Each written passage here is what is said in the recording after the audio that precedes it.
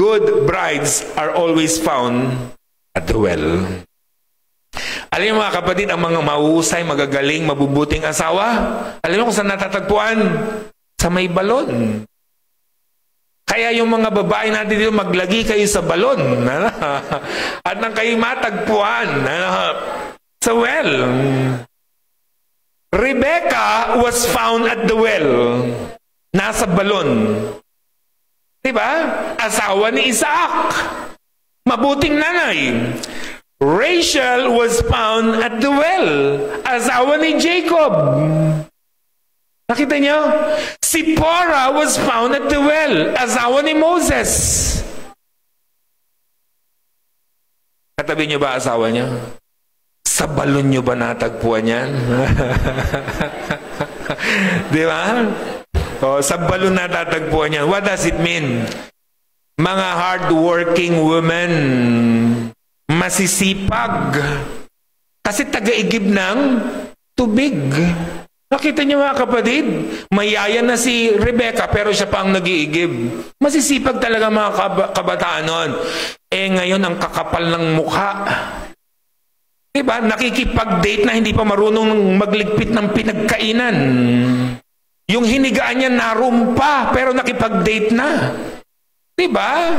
Ni magluto, ni magwalis at maglaba, hindi pa marunong. May boyfriend at girlfriend na. Diba? Ang mga kabataan ngayon wala sa balon, nasa higaan, mga tulog. Nasa sala habang nagse-cellphone, pero gusto nang mag-boyfriend at girlfriend. Aba, maglagi muna kayo sa balon, magsipag-sipag muna kayo. Ay, hindi na ibig sabihin. Diba? Ulit ang kakapal ng mukha. Magbo-boyfriend na kayo, girlfriend, wala pa kayong alam gawin. Di ba? Matuto muna tayong gumawa. At saka tayo pumasok sa ganyang mga bagay.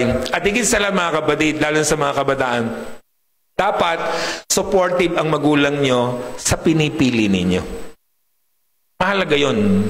Or else, mag-aaway lang ang magulang nyo at asawa nyo, magiging asawa nyo.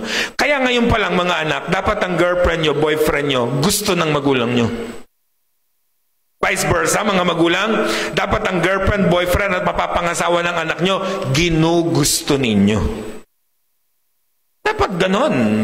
Diba? Hindi yung pagdating ng panahon ay magkakagulo-gulo ang pamilya. Masayang family, masayang couple, kung ginugusto ng bawat isa. Yung ganitong mga bagay. Napaka-supportive, nakita niya. Si Abraham, very supportive. Pinahanap niya ang mapapangasawa ang kanyang anak. Napaka-supportive ni Betuel, tatay ni Rebecca. Pinadala niya ang kanyang anak para mapangasawa ni Isaac. Di pa niya kilala. Very supportive. Dapat ganyan ang mga manugang, mga biyanan, supportive para po sa kanilang mga anak at sa mapapangasawa ng kanilang anak.